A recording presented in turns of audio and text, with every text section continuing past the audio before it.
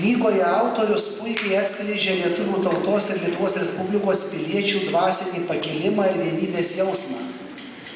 Tik perskaitę knygą ir pažvelgę į to meto nuotraukas, suprasite, kad mūsų tėvai ir seneliai perdavė mums nepriklausomos Lietuvos gyvybingumo idėją, istorijos ir kultūros supratimą ir tokių vertybių kaip garbė, drąsa, patriotizmas, pasiaukojimas, sąžiningumas, žmogiškumas, išsaugojimą ateities kartoms. Šitoj knygoj apima tuos tragiškus įvykius nuo 88 metų iki 93 metų rugsėjo 1 dienos iki paskutinio rusų kareivio išvijimo iš Lietuvos. Nuo Sąjūdžio užuomazgų, nuo Sąjūdžio susikūrimo 88 metais. Kiek tilpo, tiek įdėlė. Visados, pažiūrėjau, aš jaunimui, taip sakiau ir sakysiu, kad jeigu važiuojat pagal Erasmus programą į užsienį ar ką, važiuokit pusę metų. Važiuokit, bet grįžkite į Lietuvą. Ir dainuokite smagią dainelę. Man nereikia į Airiją, man nereikia į Rusiją, jeigu mano meilė kitoj Lazdijų gatvės pusėje.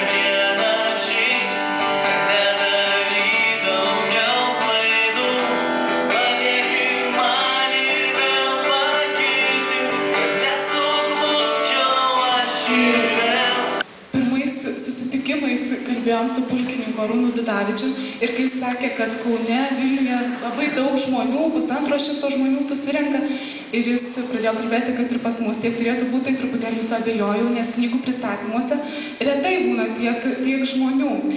Bet šiandien labai džiaugiuosi, nes ko gero karininko disciplina suveikė ir mes iš visų mokomės renginių organizavimo.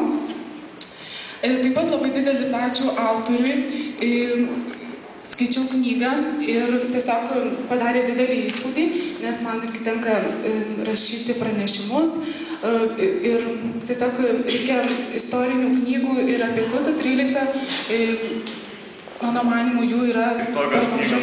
Šiai dieną yra gyvosios istorijos paminklų, arba kaip sakyti, tos žodinio paveldo kažkokie tai dalykai. Ir tai, sakykime, jau yra šios knygos vertė.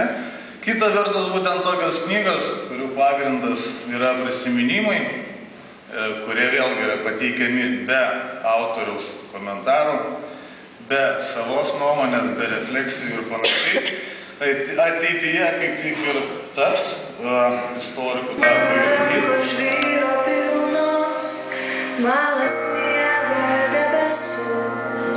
Verkia mano girnos, aš sningu tau ant pečių, aš atgulsiu, tu pareisi, bus raudoni vakarai, priešas trauksis, viskas keisis.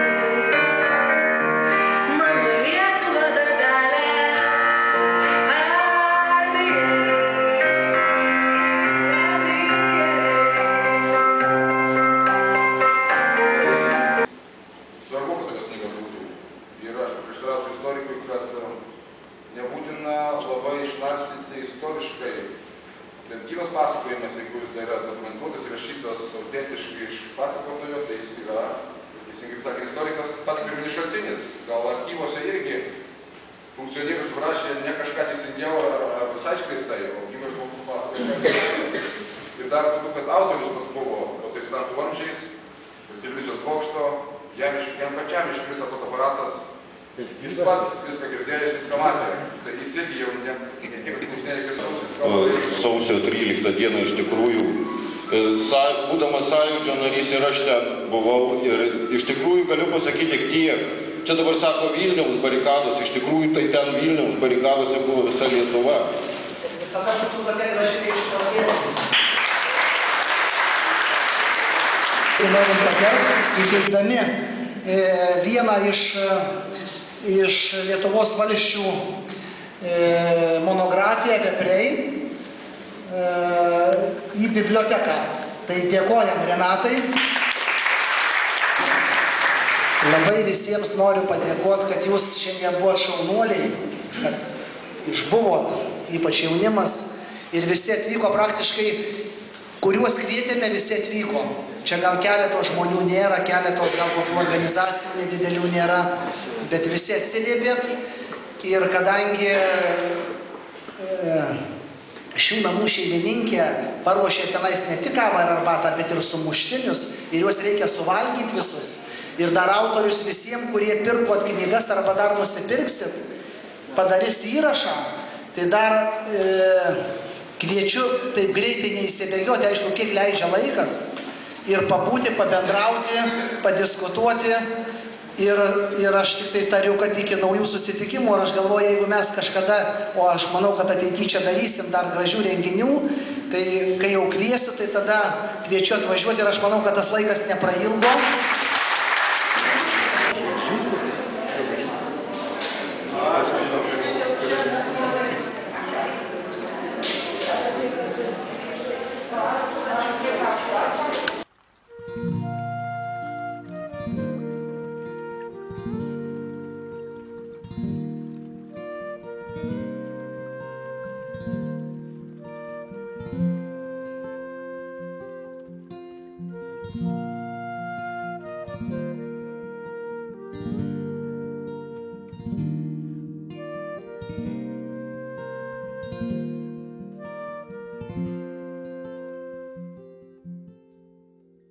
Man pasirodė, kad tu nubudai, arba čia tiesiog pasidarė šilčiau.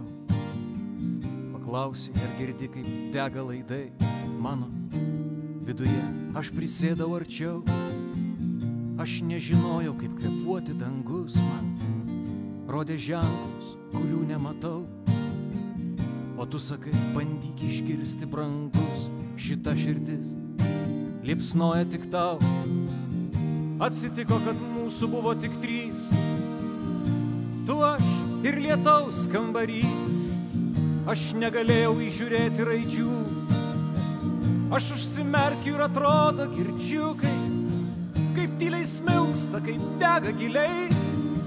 Į viršų kyla šviesos spinduliai ir nebelieka nei vakar, nei ryt. Tu pakeli ranką ir pradeda lyt.